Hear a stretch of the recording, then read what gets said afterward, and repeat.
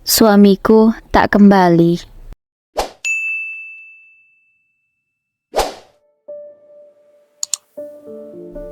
Assalamualaikum warahmatullahi wabarakatuh. Apa kabar Bunda? Semoga Allah selalu memberikan kebahagiaan. Tiba-tiba handphoneku berbunyi, tanda ada sebuah pesan masuk. Aku lalu membuka pesan itu. Ternyata ada seseorang yang mengirimkan sebuah foto. Aku tidak tahu foto apa itu, karena aku tak membuat otomatis langsung mendownload di WhatsAppku. Kemudian ku download foto itu. Ternyata foto itu menunjukkan sebuah percakapan. Aku tidak tahu percakapan siapa yang orang itu kirim. Nomornya pun tidak ada namanya. Aku juga tidak tahu itu nomor siapa. Tidak ada foto profilnya dan juga tidak ada nama yang tertera di nomor WhatsApp itu. Setelah ku baca isi dari foto screenshotan itu, aku sangat terkejut. Nama di kontak foto itu diberi nama sayangku. Sedangkan foto profilnya adalah foto suamiku. Isi chat itu benar-benar membuatku sangat shock. Karena isi chatnya seperti ini. Sayang, kamu jadi pulang kan? Iya, jadi pulang aku sayang. Kamu tunggu aku di rumah ya. OTW nih. Oke sayang, aku tunggu di apartemen ya. Aku akan masakkan makanan yang enak untukmu. Kalau kamu tidak jadi datang, akan kudatangi rumahmu. Begitulah kira-kira isi chat yang ada di foto itu. Aku benar-benar shock. Apa benar itu suamiku yang mengirim pesan pada seseorang? Kurasa orang yang kirim pesan itu wanita. Apa iya suamiku selingkuh? Aku benar-benar tidak tahu. Nomor yang mengirimkan aku foto itu juga tidak aktif setelah aku telepon. Aku tidak tahu harus mencari informasi kemana. Memang, suamiku saat ini sedang dinas keluar kota. Dia ada pekerjaan di sana. Tapi dia bilang padaku, kalau dia akan pulang 2 hari lagi. Tapi kenapa ada chat itu? Apa iya suamiku sudah pulang sebenarnya? Tapi dia tidak pulang ke rumahku. Dia malah ke apartemen seorang wanita. Sebenarnya siapa wanita itu? Dan mereka ada hubungan apa? Kenapa manggilnya sayang-sayang? Aku benar-benar sangat shock sekali. Aku tak dapat lagi menahan air mataku. Ini benar-benar menyakitkan bagiku. Aku pun mencoba menelpon suamiku. Tapi sayangnya, nomornya tidak aktif sama sekali. Aku berkali-kali mengulang panggilan, namun tetap saja, nomornya tidak aktif. Aku menjadi semakin khawatir. Pikiranku sangat overthinking. Apa iya suamiku selingkuh dengan wanita lain? Aku sejenak merenung. Aku berpikir, pada siapa aku harus menghubungi agar aku tahu informasi tentang suamiku. Setelah lama aku merenung, aku mendapatkan sebuah petunjuk. Aku harus menelpon sahabat suamiku. Dia pasti tahu di mana keberadaan suamiku sekarang. Karena sebenarnya, daripada denganku, suamiku lebih dekat dengan sahabatnya itu, meskipun aku istrinya. Aku yakin, semua yang terjadi pada suamiku, dia akan menceritakan pada sahabatnya itu.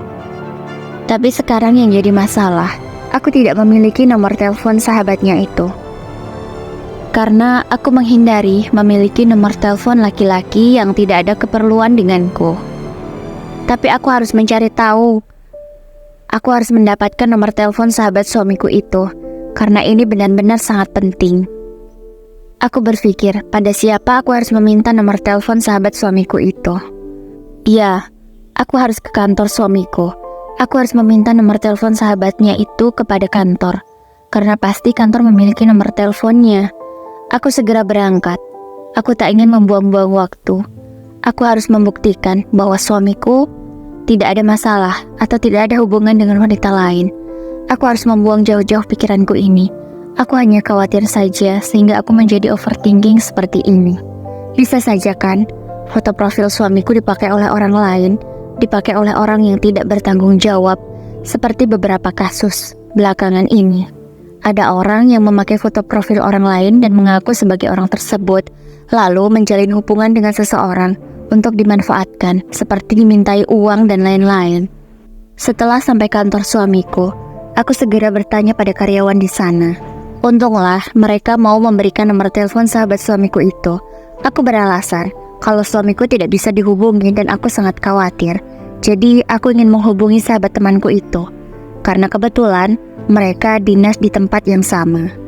Setelah mendapatkan nomor telepon sahabat suamiku itu, aku segera menghubunginya. Aku mencoba beberapa kali, karena sempat nomor telepon itu tidak aktif. Untunglah di percobaan kesekian kalinya, aku bisa menelpon sahabat suamiku itu. Aku segera menanyakan di mana keberadaan suamiku. Aku benar-benar semakin terkejut, karena kata sahabat suamiku itu, suamiku sudah pulang 1 hari yang lalu. Aku bingung sekali, kemana suamiku? Kenapa suamiku tak kembali ke rumah? Lalu dia kembali ke rumah siapa? Kenapa sudah 1 hari pulang, dia belum pulang ke rumah? Aku benar-benar bingung, kemana suamiku kembali? Kenapa dia tidak pulang ke rumah kami? Aku sangat sedih sekali. Aku mencari informasi lagi dari sahabat suamiku itu. Aku memohon padanya untuk mengatakan yang sebenarnya. Kalau suamiku pernah cerita apa saja dengan dia, karena aku yakin dia pasti tahu banyak tentang suamiku. Karena setauku, suamiku tak pernah menutupi sesuatu dari sahabatnya itu. Apalagi tentang rumah tangga kami, sama sekali tidak pernah. Aku memohon sampai menangis. Aku benar-benar berharap agar sahabat suamiku itu jujur dan mengatakan sesuatu yang penting padaku, agar aku tahu di mana keberadaan suamiku sekarang.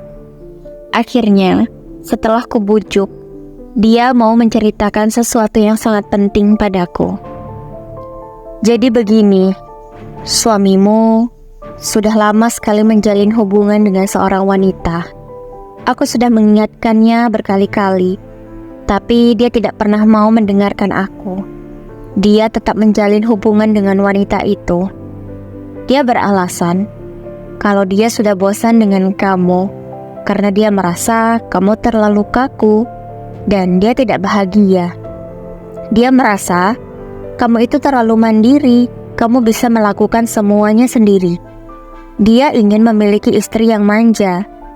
Itu yang diceritakan padaku, kenapa alasan dia berselingkuh darimu. Wanita itu seorang penyanyi karaoke. Dia bekerja di tempat karaoke, ya seperti LC gitulah. Oh iya, saat ini wanita itu tinggal di sebuah apartemen. Alamatnya ini ya, aku share lo ke kamu. Kupikir suamimu memang pulang ke rumah, tapi ternyata tidak ada. Berarti dia pulang ke rumah apartemen wanita itu. Aku yakin itu, karena selama ini dia tidak pernah menceritakan selain istrinya dan juga wanita itu. Hanya kalian berdua yang selalu dia ceritakan padaku. Kalau tidak menceritakan kejelekanmu, ya menceritakan kebaikan wanita itu. Dia benar-benar menceritakan semua kebaikan wanita itu, sedangkan kamu hanya menceritakan keburukannya saja. Padahal aku sudah mengingatkan pada suamimu itu, kalau seburuk-buruknya kamu, kamulah istri sahnya. Kamulah yang mendampingi dia saat dia masih susah dulu. Aku pun juga pernah mengatakan pada dia, kalau kamu menjadi mandiri seperti ini karena ulahnya juga. Selama ini kan suamimu jarang sekali memberi perhatian padamu kan? Kamu meminta tolong saja, dia selalu beralasan sibuk kan? Entahlah kerja, entahlah apa, dia selalu sibuk alasannya. Sehingga kamu berusaha untuk melakukan semuanya sendiri agar tidak bergantung pada suamimu itu. Tapi ketika kamu sudah mandiri, dia malah merasa kamu membosankan dan terlalu kaku. Aku memang sangat membenci suamimu itu. Aku jujur ya, aku memang membencinya. Sifatnya itu loh yang keterlaluan. Aku tidak habis pikir kenapa dia setega itu denganmu. Padahal selama ini kita semua tahu kalau kamulah yang menemani dia dari susah sebelum dia punya pekerjaan yang sekarang, punya pekerjaan tetap, gaji bulanan yang cukup besar. Aku benar-benar tak habis pikir Aku memang sahabatnya, dan sampai sekarang pun aku masih menganggap dia sahabat.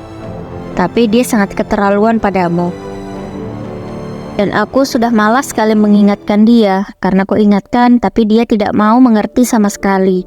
Atau dia tidak mau berubah. Aku sudah bosan. Kalau dia sudah bercerita tentangmu atau tentang wanita itu, aku hanya iya-iya saja. Aku sudah malas menanggapinya. Percuma kan ku tanggapi, ku beri nasihat.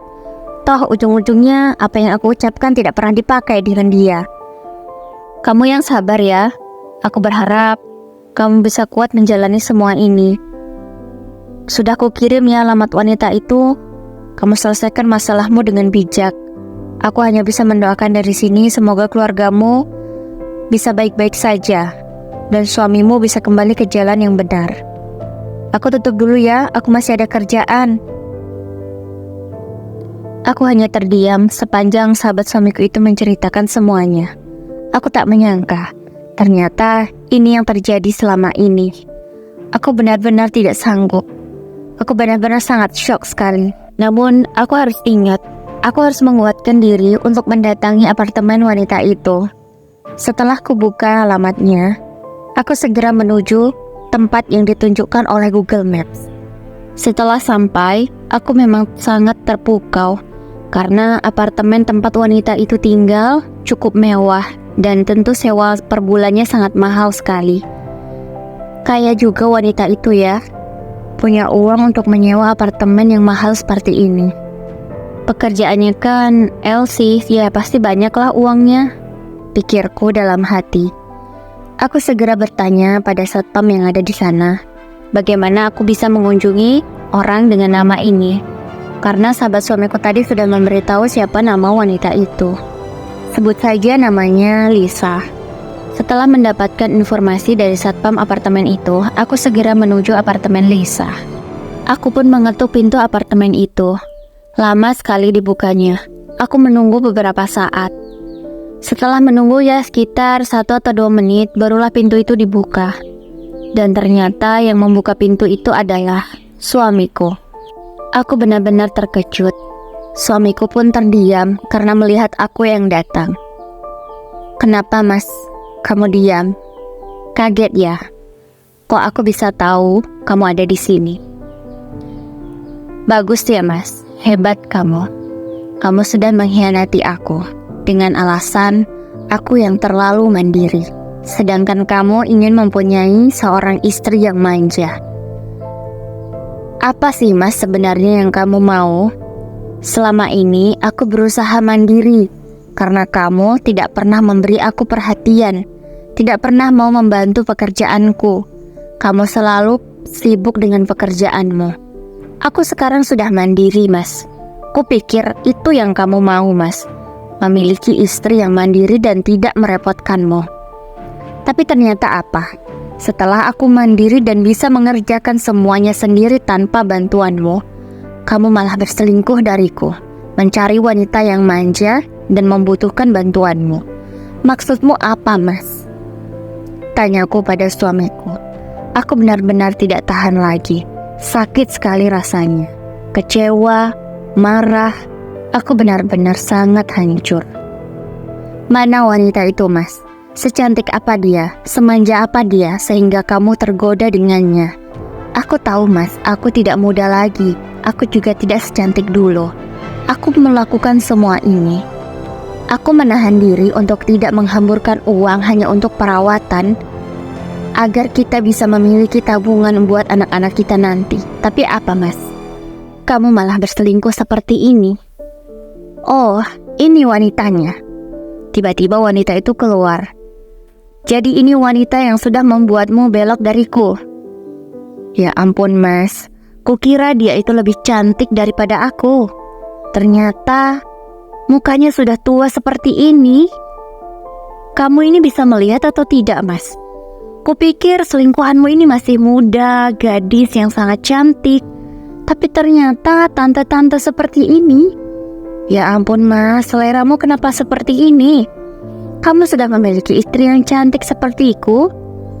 Kupikir aku yang tidak perawatan ini masih kalah cantik dengan wanita ini, tapi ternyata tidak.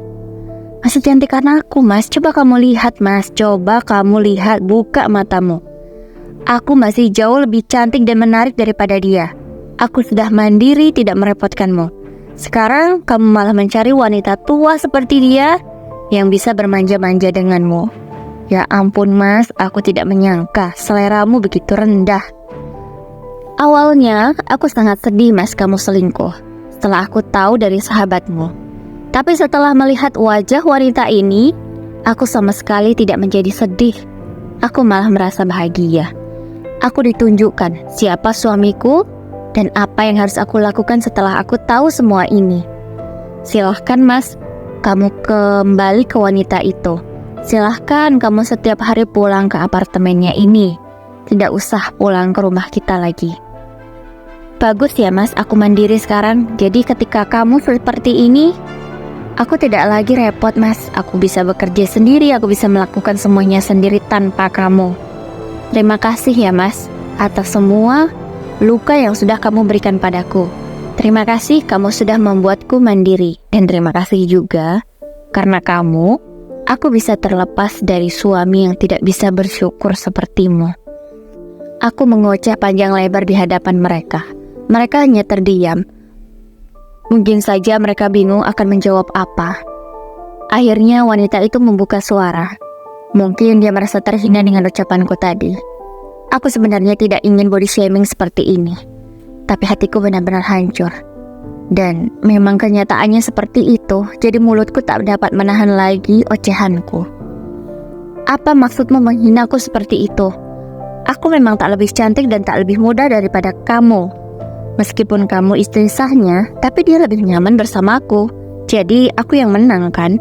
Sedangkan kamu masih muda, masih cantik, istri sahnya, tapi tidak bisa membuat dia nyaman bersamamu. Untuk apa? Ucap wanita itu dengan nada ketus. Aku benar-benar jengkel, ingin sekali aku menampar mulutnya itu. Tapi sayang, aku tidak ingin mengotori tanganku untuk menyentuh wanita kotor seperti dia. Apa kamu bilang? Aku istri sahnya dan tidak bisa membuat dia nyaman? Lebih baik seperti itu sih daripada kamu wanita murahan yang mau ditiduri dengan suami orang secara gratis dan cuma-cuma. Palingan kamu cuma dibayari apartemen ini ya. Kurasa sih uangmu tidak cukup ya untuk membayar sewa apartemen yang bisa puluhan juta per bulannya di sini. Ya, selamat ya kamu menikmati uangku. Uang suamiku adalah uangku dan anak-anakku. Selamat ya, kamu sudah bisa menikmati uangnya beberapa bulan ini. Tapi, bulan ini bulan terakhirmu tinggal di apartemen mahal ini. Karena setelah ini, suamiku ini tidak akan bekerja di kantornya lagi. Kamu tahu, aku akan menyebarkan perselingkuhan kalian. Supaya apa? Supaya suamiku ini dipecat dari kantornya karena sudah membuat malu dan membuat nama kantornya buruk. Jadi siap-siap ya, kalian berdua miskin tidak punya apa-apa lagi. Oh iya, Mas, rekening yang kamu tabung selama ini untuk anak-anak kita, itu aku yang memegangnya. Kamu tidak tahu passwordnya, tidak punya buku rekeningnya. Jadi, akulah yang berhak memilikinya. Karena memang itu tabungan untuk anak-anak kita. Satu lagi, Mas, rumah. Kamu ingat kan, Mas? Rumah yang kita tempati sekarang adalah mahar untukku. Itu adalah mahar yang kamu berikan padaku. Jadi kamu tak memiliki hak sedikit pun atas rumah itu. Setelah kamu pulang nanti, silahkan ambil baju-bajumu dan bawa pergi. Aku tak ingin barang-barangmu ada lagi di rumahku. Aku tak sudi, Mas, kamu hianati seperti ini. Aku akan urus surat perceraian kita. Aku tak ingin menunggu lama. Aku tak ingin semakin sakit hati dengan kelakuanmu. Kurang apa aku, Mas? Aku berusaha untuk menjadi istri seperti yang kamu mau. Tapi masih saja, kamu merasa aku bukanlah yang terbaik. Silahkan kalian nikmati hidup kalian yang seperti ini. Aku tidak peduli lagi. Ucapku berkata panjang lebar pada mereka. Mereka hanya terdiam. Aku meminta cerai dari suamiku. Aku tak sanggup lagi dihianati seperti ini. Aku benar-benar sangat terluka. Aku berjalan keluar dari apartemen itu. Aku tak sanggup rasanya ada di sana lebih lama lagi. Di sana, aku berusaha untuk tidak menangis. Namun setelah aku keluar, tak dapat lagi aku menahan air mataku. Aku menangis begitu derasnya. Sambil menuju jalan pulang, aku menghubungi kantor suamiku. Aku melaporkan perselingkuhannya. Untunglah, dari awal tadi aku sempat merekam beberapa menit video. Jadi sudah ada bukti yang kuat untuk aku melaporkan suamiku pada kantornya. Aku benar-benar tak ikhlas jika dia masih diterima di kantor itu. Aku ingin dia dipecat dan tidak memiliki pekerjaan lagi. Karena akulah yang membantu suamiku selama ini mendapatkan pekerjaan itu. Aku tak ikhlas jika wanita itu yang menikmati hasilnya. Aku segera menuju pulang ke rumah. Ku kemasi semua barang-barang suamiku. Ku masukkan semuanya ke dalam karung. Tak ingin aku mempackingnya dengan rapi. Semuanya asal kumasukkan saja. Langsung ku taruh di depan pintu. Aku tak sudi jika suamiku itu masuk lagi ke dalam rumah. Aku benar-benar sudah muak dan jijik sekali. Malam harinya, suamiku datang untuk mengambil barang-barangnya. Dia sempat mengetuk pintu. Mungkin dia akan mengambil sesuatu atau ingin berbicara padaku. Tapi aku tak sudi membukakan pintu. Aku mengabaikannya. Beberapa hari kemudian, aku langsung mengajukan gugatan perceraian ke pengadilan. Sekarang sedang masa prosesnya. Aku sudah menunggu proses perceraian itu. Aku berharap agar semuanya cepat selesai. Aku sudah tak ingin lagi ada hubungan dan urusan dengan laki-laki itu. Aku benar-benar muak. Terima kasih yang sudah menonton. Semoga kalian selalu diberikan kesehatan. Jangan lupa subscribe ya. Wassalamualaikum warahmatullahi wabarakatuh.